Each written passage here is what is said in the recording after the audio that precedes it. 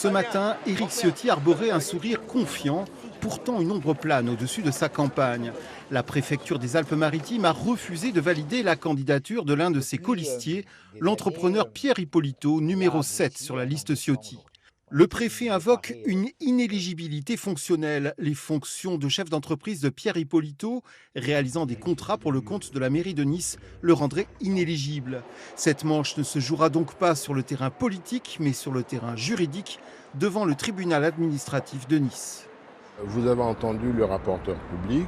La loi n'autorise pas le préfet à procéder à un contrôle de ce qu'on appelle les inéligibilités fonctionnelles. Dans le cas présent, le fait que M. Ippolito soit ou non entrepreneur de services publics locaux. La question ne se pose pas à ce stade. La question pourra se poser après l'élection et tous les citoyens de cette ville auront la faculté de protester contre cette éventuelle élection. Dans le courant de l'après-midi, fin du suspense, les magistrats administratifs cassent la décision du préfet. Pierre Ippolito est déclaré éligible. Éric Ciotti est soulagé. Un homme clé de son équipe reste dans la course.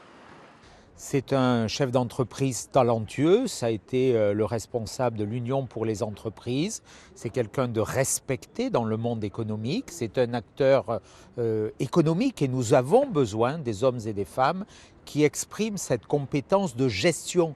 C'est ce qui a fait défaut à l'équipe actuelle. En cas de victoire de la liste Ciotti en mars prochain, Pierre Ippolito est promis à un poste de maire adjoint chargé des entreprises et à un siège de vice-président de la métropole. Mais cette manche-là se jouera dans les urnes.